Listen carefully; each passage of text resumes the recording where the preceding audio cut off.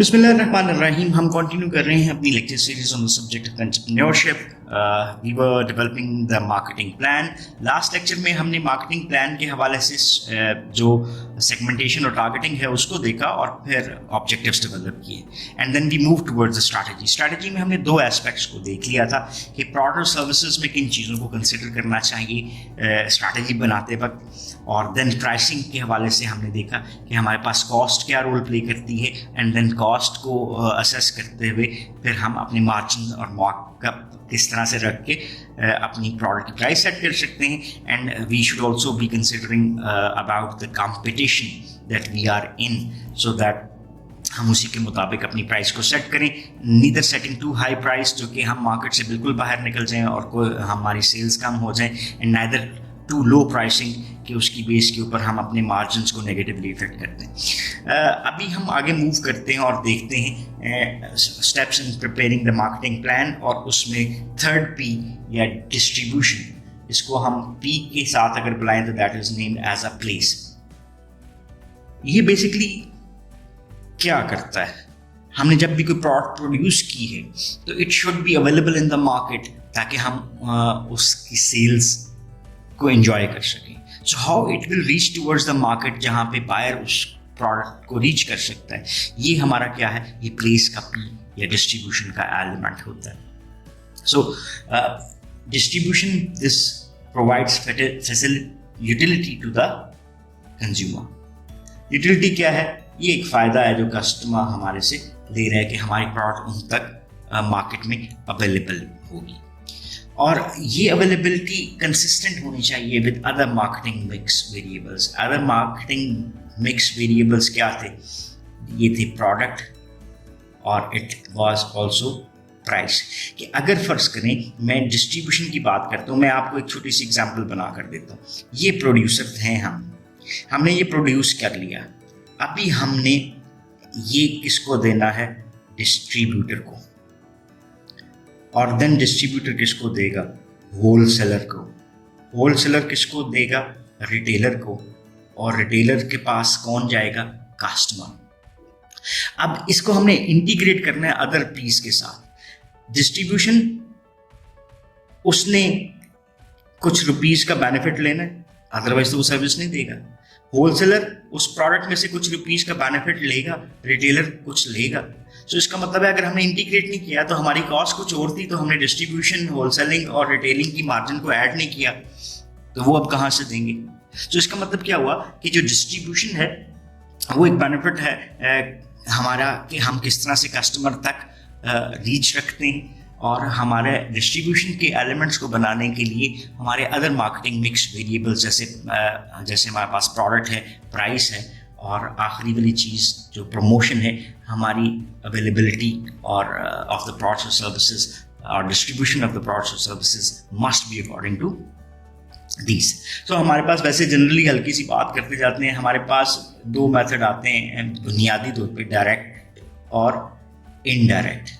Direct हम किसको कहते हैं कि हमारी प्रोडक्ट डायरेक्टली कस्टमर कंज्यूमर तक पहुंच जाए, तो उसमें हमारे पास जो इंटरमीडियरीज हैं या बीच वाले बंदे हैं वो कम होते हैं, तो इसका इफेक्ट हमारी प्राइस पे पॉजिटिव आ सकता है। इनडायरेक्ट जब हम प्रोडक्ट को पहुंचाते हैं तो जितने ज़्यादा इंटरमीडियरीज जैसे डिस्ट्रीब्यूटर्स, होलसेलर्स, रिटेलर्स, एजेंट्स बीच में आते जाएंगे तो उतने ही शेयर्स प्रोडक्ट के ऊपर ऐड होते जाएंगे। तो हम डायरेक्टली भी कर सकते हैं, इनडायरेक्टली भी। ये प्रोडक्ट सर्विसेज जैसे वेरी करती हैं उसी तरह से हमारे पास डिस्ट्रीब्यूशन चैनल भी वेरी करते हुए नज़र आते हैं। इसके बाद आपको कई डिस्ट्रीब्यूशन चैनल जो हैं वो ओनर बेस्ड नज़र आते हैं कि जो प्रोड्यूसर है वही चीज़ों को अपनी आउटलेट के ज़रिए पहुंचाता है। जैसे आप आजकल चिकन खरीदते होंगे तो K&N's, तो K&N जब अपना फॉर्म रखता है, अपने चिकन प्रोसेस करता है तो अपनी आउटलेट्स के थ्रू वो करता है, और एट टाइम उन्होंने फ्रेंचाइजेस भी दी हुई हैं। तो देखो एक डिफरेंट चैनल आपको नज़र आ रहा है। So it depends upon the products और सर्विसेज जो कि कंपनी बना रही है और उनकी प्रायोरिटीज़ के ऊपर कि वो किस तरह से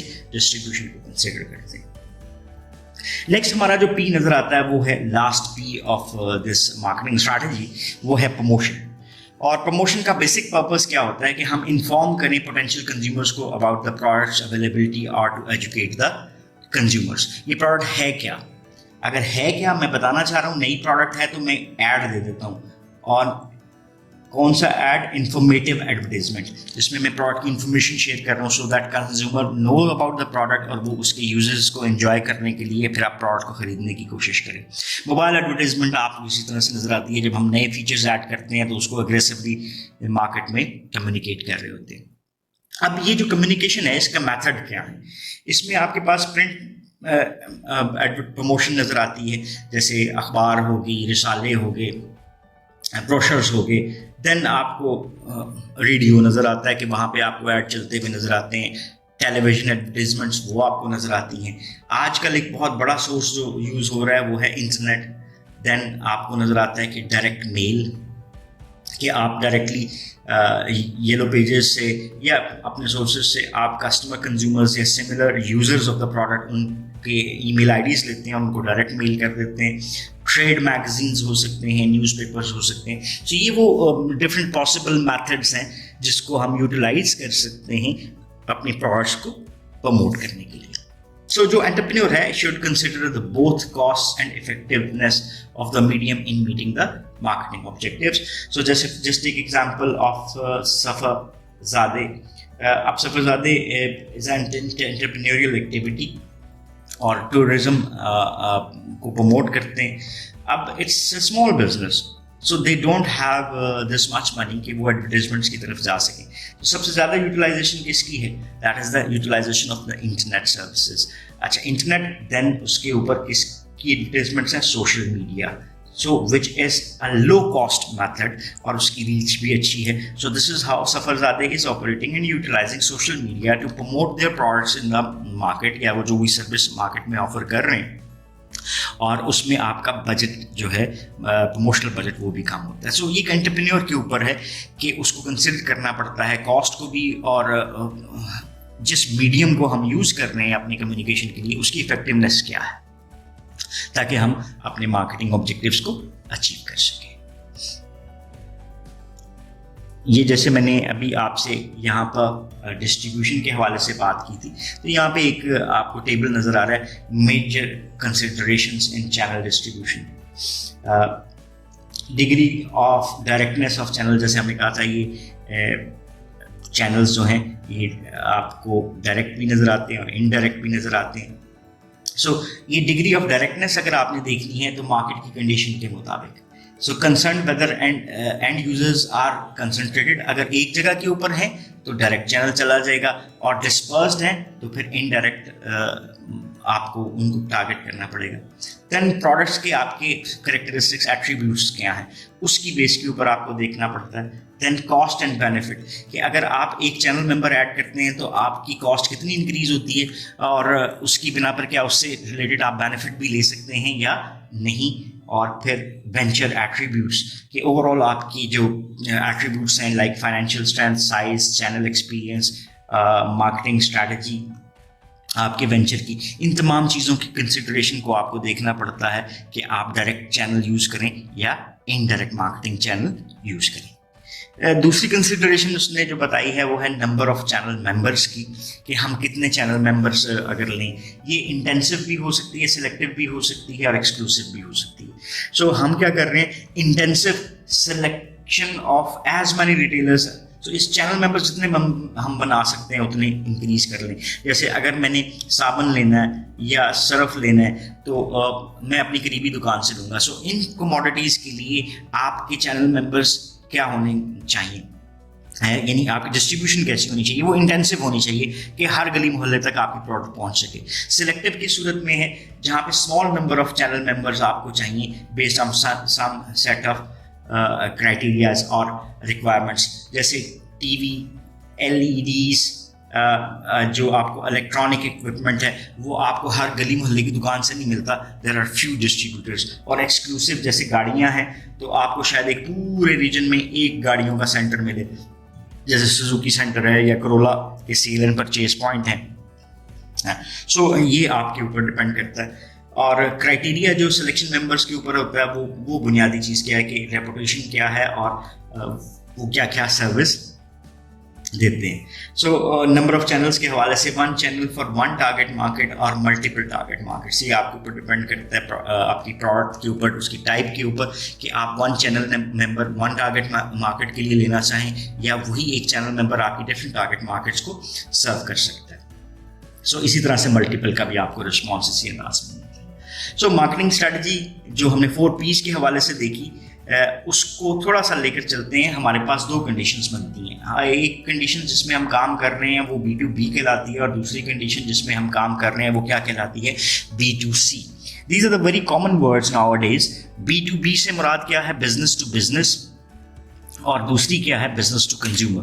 बिजनेस टू बिजनेस से मुराद ये बनती है कि जब हम किसी भी बिजनेस को प्रमोट कर रहे हैं अपनी प्रोडक्ट्स एंड सर्विसेज, यानी उसका पर्पस क्या होगा, रीसेल। और B2C से क्या मुराद है, जहां पे हम अपनी प्रोडक्ट्स को प्रमोट कर रहे हैं टुवर्ड्स द कस्टमर्स और कंज्यूमर्स, जो कि फाइनल यूजर्स बनते हैं। So consumers versus business to business markets, इसको अंडरस्टैंड कर लेते हैं। दोनों एस्पेक्ट्स को देखने की कोशिश करते हैं कि ये दोनों एस्पेक्ट जो हैं वो हमारे लिए क्या बनते हैं। So business to business market बुनियादी तौर पे इन्वॉल्व करती है सेलिंग ऑफ प्रोडक्ट्स और सर्विसेज टू अनदर बिजनेस, इसीलिए हमने इसको B2B का नाम भी दिया। और इसका एम बेसिकली ये होता है कि हम एक लार्ज वॉल्यूम में सेल करें और एक ही ट्रांजैक्शन में। जस्ट एक एग्जांपल, अगर मैं ICI पेंट्स की बात करता हूँ, तो ICI पेंट आप 2 डब्बे खरीद लेंगे और 5 डब्बे खरीद लेंगे और आप अपने घर पे उसको पेंट कर सकते हैं। If the government is the buyer, ठीक है, या आपका जो हाईवे डिपार्टमेंट है वो बायर है, तो वो तो थाउजेंड्स मिलियंस के जो ICI पेंट है वो परचेज करेगा कि तमाम जितनी भी रोड्स हैं उसके ऊपर, जितनी भी सेंट्रल एरिया है वहाँ के ऊपर ब्लैक और वाइट और येलो पेंट जो हो रहा है। फिर आपकी जो रोड की गाइडलाइंस होती हैं वो उसी से पेंट होती हैं। तो इसका बेसिक एम ये होता है कि हम लार्ज वॉल्यूम में सेल कर सकें। मोर डायरेक्ट चैनल ऑफ डिस्ट्रीब्यूशन है कि हम जो प्रोड्यूसर है, प्रोड्यूसर से डायरेक्टली हम किसको दे रहे होते हैं, बायर को दे रहे होते हैं। सो इसमें आपको चैनल्स का फ़र्क मिल रहा है। और trade magazines, advertising, direct sales and trade shows, या जैसे हमने प्रमोशन में डिफरेंट बात की थी, तो पर्सनल सेलिंग को इसके लिए निस्बतन ज़्यादा यूज़ किया जाता है। कंज्यूमर मार्केट्स जो हमारे पास नज़र आती हैं, क्या फ़र्क था कंज्यूमर का, कि जहाँ पे बायर अपने कंजम्पशन के लिए इस चीज़ को खरीद रहा है, उसका पर्पस उसको रीयूज़ करना बिजनेस एक्टिविटी में नहीं होता, sales to households for personal consumption, ये चीज़ बनती है। देन जो आपको एस्पेक्ट नज़र आता है वो है बजटिंग का, बजटिंग एंड इम्प्लीमेंटेशन। जो मार्केटिंग प्लान हमने ये बनाया था उसके लिए हमें क्या करना पड़ेगा, एक एक्सपेंस तो बियर करना पड़ेगा। तो हम क्या जितना पैसा है वो खर्च करते जाएं, या फिर हम हर एक्टिविटी के लिए क्या क्रिएट करते हैं, एक बजट, कि ये फर्ज करें अगर ऐड चलना है तो वो 10 रुपए का चलना है, ब्रोशर बनने हैं तो वो 1 रुपए के बनेंगे, ठीक है, प्रोडक्ट के ऊपर 4 रुपए की कॉस्ट आनी चाहिए बनाने के ऊपर, एंड सो मेनी थिंग्स। तो ये मैंने आपको बड़ा सादा सा एक बजट बनाकर दे दिया। सो हमें इसको बनाने के लिए बजटिंग में कॉस्ट क्लियर होना बहुत ज़रूरी है कि हम अपना जो वेंचर करने जा रहे हैं उस पर जो डिफरेंट एलिमेंट्स हैं उसकी कॉस्ट क्या होगी। इस पर अजम्पशंस की जा सकती हैं, if necessary should be clearly stated. अगर हमने किसी भी चीज़ को जिसके बारे में हम क्लियर नहीं है और अजम्पशंस की बेस पे लिया है, तो अजम्पशंस क्लियर होनी चाहिए, और उस वक्त वो सिनेरियो जिस पे वो अज्यूम किया जा रहा है उसको भी क्लियरली स्टेट किया जाना चाहिए ताकि उसकी अंडरस्टैंडिंग बेहतर हो सके। और ये जो हमारा ओवरऑल फाइनेंशियल प्लान बनता है उसके लिए ये बहुत ज़रूरी होता है कि हम किस तरह से अपने फाइनेंसेस को ऑर्गेनाइजेशन में मैनेज कर सकते हैं। जो लास्ट एस्पेक्ट आपका नजर आता है वो है कि बिजनेस प्लान, हमने स्ट्रैटेजी भी बना दी और एक्टिविटीज को भी डिजाइन कर लिया। अब हम किसको देखते हैं, we are interested in implementation of the business plan. So implementation में हमें पहली चीज जो नजर आती है that is meant to be a commitment by the entrepreneur to specify a strategy. इसमें हम कहते हैं लीड बाय एग्जांपल। अगर मैं मालिक हूं और मैं काम उस तरह से नहीं करना चाहता तो मेरे फॉलोअर्स भी नहीं करेंगे। सो यहाँ पर इम्प्लीमेंटेशन प्लान जो है उसमें commitment of the entrepreneur is a very necessary element, कि अगर वो वहाँ पर मौजूद होती है तो सक्सेस के चांसेस भी आपको निस्बतन ज़्यादा नजर आते हैं। So entrepreneur should ensure coordination and implementation of the plan. अब आपके पास जितनी भी पार्टीज इन्वॉल्व हैं, चाहे आपके बायर्स हो गए, आपके सप्लायर्स हो गए, आपके डिस्ट्रीब्यूटर्स हो गए, आपके पास प्रोडक्शन एलिमेंट्स में जितने लोग आ गए, और फिर आपकी हायरार्की के जितने भी मेंबर्स हैं, उन सब की कोऑर्डिनेशन जो है वो इस प्लान की इम्प्लीमेंटेशन के लिए बहुत ज़रूरी है। अगेन एंटरप्रेन्योर ने ही ये इंश्योर करना होता है कि जिस जिस जगह पे जो कम्युनिकेशन रिक्वायर्ड है वो उसी तरह से मौजूद हो, और अल्टीमेटली हम क्या कर सकें, एक बेटर इम्प्लीमेंटेशन क्रिएट कर सकें अपने बिजनेस प्लान की। और जो monitoring the progress of marketing actions, उसमें हमने ये देखना है कि हम सही ट्रैक पे हैं या नहीं। So involve tracking results of the marketing effort. So ये एग्जीक्यूशन डेट है, और जो मार्केटिंग प्लान है उसका एग्जीक्यूशन टाइम कितना है। चलिए जी 1 ईयर, फिर 1 ईयर बाद रिवाइज होगा तो सेकेंड ईयर के लिए, और then revised for the 3rd year. तो हमने ये देखा है कि मंथ बाय मंथ हम रिजल्ट्स को ट्रैक करते हैं अपनी मार्केटिंग एफर्ट को, कि हम ऑन द ट्रैक हैं या नहीं। एंटरप्रेन्योर ने क्या करना है, प्रिपेयर करना है फॉर कॉन्टीजेंसीज। कॉन्टीजेंसीज हम वो कहते हैं उसको जो कि हैपनिंग होती हैं एवरी डे, और ये अनप्रेडिक्टेबल भी हो सकती हैं। इफ़ अ कॉन्टीजेंसी कम्स, तो फिर हमारे लिए प्लान में तब्दीली, जैसे हमने कहा था marketing plan must be flexible, तो वो फ्लेक्सिबिलिटी हमें क्या बताती है कि हम क्या कर सकते हैं कॉन्टीजेंसी की सूरत में। So minor adjustment in the plan are normal, significant changes indicate a poorly prepared plan. So अगर आपने का प्लान बहुत ज़्यादा तब्दील होता है तो उसका मतलब क्या हुआ कि आपने प्लान को इतना अच्छा बनाया नहीं था। Minor changes are always the part of the business plan. So weaknesses in marketing planning may be due to, तो किस बिना पर हमारे पास वीकनेसेस जो हैं वो नज़र आती हैं मार्केटिंग प्लान में। आपने एनालिसिस ठीक नहीं तय किया, आपने कंपैटिटिव जो एनालिसिस था वो ठीक नहीं किया, आपने गोल्स अनरियलिस्टिक बेस पे बना दिए, आपने पुअर इम्प्लीमेंटेशन की है, या आपको हैजर्ड्स बहुत फील करने पड़े, जैसे कोई वेदर हो गया, जैसे कोई वॉर हो गई, जैसे कोविड-19 हो गया। तो मतलब वो फैक्टर्स जो कि आपके कंट्रोल से बाहर होते हैं। सो ये that's all for this business plan, और इसके हमने लास्ट एलिमेंट्स को देखा। इस वाले लेक्चर की अगर हम बात करते हैं तो इस वाले लेक्चर में हमने जो बुनियादी तौर पे अपनी मार्केटिंग की डिफरेंट स्ट्रैटेजी थी उसको B2B के हवाले से देखने की कोशिश की। इससे बैक एंड के ऊपर हमने डिस्ट्रीब्यूशन और प्रमोशन को फाइनलाइज किया, फिर हमने बजटिंग एंड इम्प्लीमेंटेशन को देखा, और देन हमने अपने मॉनिटरिंग प्लान को देखा। At the end we have seen that what are the weaknesses which might result into the negative outcomes of a business plan. So that's all for this lecture and for this chapter as well. So if you still have any question or queries, so you can ask in the comment section, and we would definitely love to answer those. So once again, thanking you for watching this lecture. Have a nice time. Allah Hafiz.